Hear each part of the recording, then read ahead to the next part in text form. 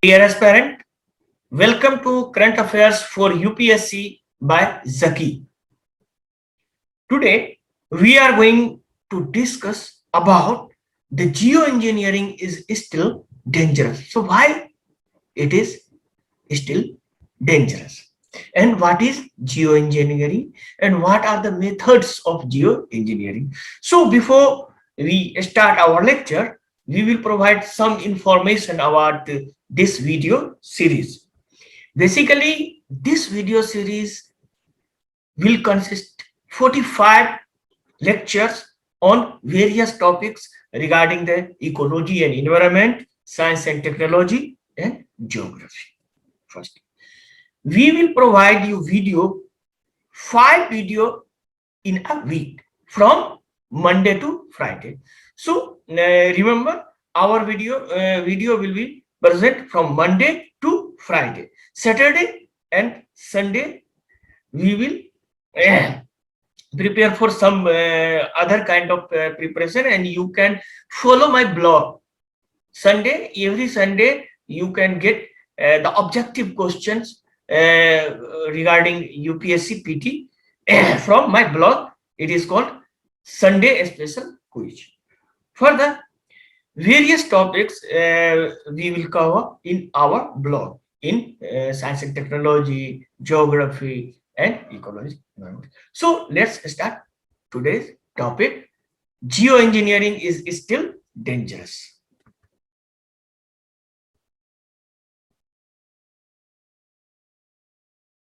First, geoengineering has steadily shifted over the last few decades. If you see in the last few after before today to before 10 years, there are no such kind of geoengineering in the public domain. But recently, this word means geoengineering coming towards mainstream of climate discourse, even climate fighting. So if we fight climate, we can use geoengineering for the, and some scientists see the geoengineering is the remedy of the climate change. But basically, most of the environmentalists oppose it. So why? Why they oppose? So let's start. The past experience, if we see past experience of geoengineering, like low facts, basically it is an ocean iron fertilization. We can see provide a graphics. So what is fertilized ocean fertilizer? Experts see if an iron cause algal bloom and the trap carbon dioxide in the atmosphere. So it is one method. Further, a SPICE program, a research project that aim to assess the feasibility of the injecting particulate into the stratosphere from a tethered balloon to manage solar radiation. So it is the management of the solar radiation, and we are hinted other project where various science and emerged recently. Basically is an aspirational effort to undo the climate change. As you know, the anthropogenic causes of the climate change. So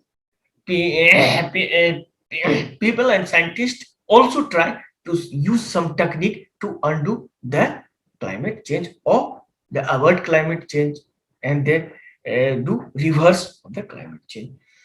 So let's start see what are the methods of geoengineering and why the people or environmentalists are opposed it.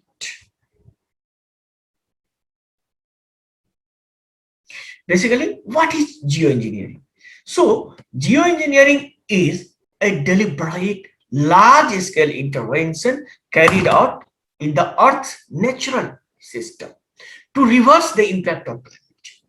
So various scientists and government, basically recently in China, want to reverse the climate change by use some technique. So this involves technique to physically manipulate the global climate to cool the planet. If we see the Oxford geographical program, so according to the Oxford geoengineering program, basically these techniques fall primarily in three categories. What are these three categories? These are solar radiation management, simply we called it SRM, and another is carbon dioxide removal technique, simply we call it CDR. And third one is weather modification. These three techniques basically used in geoengineering. So let's we see what are these techniques. Number one, solar radiation management or SRM. So what is SRM? A specific technology include the solar geoengineering, or it is basically dimming the sun effect. So by spraying sulfate into the air to reflect sunlight back into the space, cloud brightening, or spraying salt water to make cloud more reflective and so they can reflect the solar radiation more frequently. If we see, as we know, the albedo of the why the Arctic ice melting is the concern in the climatologist, because the albedo of Arctic ice equal to 0.9, or it is, if we see in the percentage, 80 to 90% albedo particles. If they melt, they convert it into the water, and so this and the albedo of water into only 60% or 0.6. So it means they not reflect as much as the ice. So here scientists try to use cloud and other things to reflect more solar radiation in the space. That's the basically the solar radiation mechanism. Further, the University of Cambridge and the Center for Climate Repairing developed a new method for SRM called cloud brightening. The Australian government also involved in the testing marine cloud brightening this year to cool the temperature above the Great Barrier Reef. As you see recently, coral bleaching and all that. So Australian government want to brightening the cloud over the coral reef. So these technique basically used regarding solar. So we can see the photographs. So a picture can tell you 1,000 things. So see what is solar radiation. So here see, if cloud is brightening, then solar radiation come and reflect to the space. Further, they also use large mirror in the space mirror. It is called a space mirror. And finally, using salt on the cloud. These are the basic technology used in the solar radiation management technology. So, see another technology. Another technology is called CDR, carbon dioxide removal technology. It is called carbon dioxide removal technology. So, see what is this? Ocean fertilization or dumping of iron or urea in the urea to stimulate the phytoplankton growth to absorb more carbon. As we know, phytoplankton is played more vital role in the carbon cycle because they absorb much of the carbon from the atmosphere. So these phytoplankton, it generate by ocean fertilization. So they can capture more carbon and remove carbon from the atmosphere. Number one. Number two technique is also called carbon storage and capture technology, CDR, such as direct air capture. If we use some device, they can direct capture from the atmosphere. They are called DAC, direct air capture technique. Or further, second technique is bioenergy with carbon capture and storage technology. It is called BECC, bioenergy with carbon capture storage. Both is called being processed as a means of achieve to net zero, as all countries want to achieve net zero before the 2050. So emission by the mid-century, so involve deliberate intervention in the natural carbon cycle. It means they intervene the natural carbon cycle of the earth. So see CDR technique, how CDR technique. See here. It is also called carbon negative emission technology, or CDR. It is called. These are direct air capture technology. They can capture direct carbon and then store here. Further, BEC, bioenergy capture, carbon capture and storage technology. It means they use biological things like plant and etc. and then capture and they store. Further, they also inject in the oceans. And that is second. And third one is ocean fertilization. Use ocean iron fertilization. This is what iron fertilization. Iron fertilization, and they grow the phytoplankton in the ocean, so they capture carbon.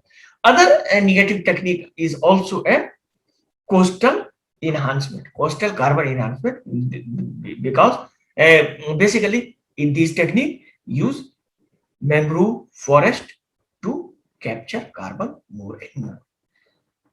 So it is also further, and if we see also carbon capture in the afforestation, etc. So these are the carbon removal technique also. So why the environmentalists opposing this move or geoengineering move? So let's know why. So why? And third one is that is CDR, and third one is weather modification. Weather modification basically all this accumulated with the if we see the cloud seeding, artificial rain, and etc. all related to the weather phenomena. So these all technique are called, basically China in the forefront of this type of technology. China has implementing one of the world's largest weather modification program, that is artificially enhance the rain, means artificial rain, with the plan to expect capacity cover 60% of the country by 2025. So this is a big plan for the China. Further, we see opponent of geoengineering, why the people opposing the geoengineering. So basically opponent of geoengineering has a numerous fundamentally solid argument why this is. So one of this, geoengineering with a large scale of the risk without knowing the planetary harmful consequences, such as the planetary scale of development. Basically, if we use rain or other thing in a short period or a short place, it is okay. But if we use a global level or a vast area like the country like China and the Pacific Ocean and etc., a large area, they can also very harmful consequences. So such consequences as the changes of wind pattern, changes of monsoon pattern, etc. are the main concern of the environmentalist. So see these concern, and some of the concerns are already now, and we see in the solar geoengineering. For example, alter the rainfall pattern. If we see, if we reflect most of the solar energy, then the water not evaporate as easy as uh, earlier. So it means there are no more cloud forming, and it is also a situation of drought in the some area, and they disrupt the agriculture and water supply of the people. Further, injecting sulfate aerosol in the stratosphere above the Arctic mimic volcano cloud, for example, can disrupt the monsoon in Asia and also increase drought, particularly in Africa. So, endangering food and water sources about in Africa and Asia about 2 billion, more than 2 billion people. So, it means the starving line situation in the people. So, we can not interfere in the natural phenomena, but we can adopt some technique. They can not disturb the natural phenomena, or we can use some of the natural thing, and we will reduce our own carbon footprint for the prevention of the climate change. So that's all about the geoengineering. So geoengineering is an emerging field of the and the present is the global scenario. So We move on the on the section of the question for the UPSC. Consider the following: spraying sulfate into the air, direct air capture, ocean fertilization, spraying salt water on cloud. Which of the above methods is not involved in the solar radiation management? A, 1 only, B, 1 and 2, C, 1 and 4, D, 2 and 3. write your answer in the comment box, and please like and share this video. So if this question or any people benefited with you, it is very useful for the civil services examination. So please like, share and subscribe my channel. And now we move on the our next section. It is called answer of the previous question. So answer of the previous question is, consider the following space agency. In previous video we asked you CNES of France, CSA of Canada, JAXA of Japan, ESA of Europe, NASA of US.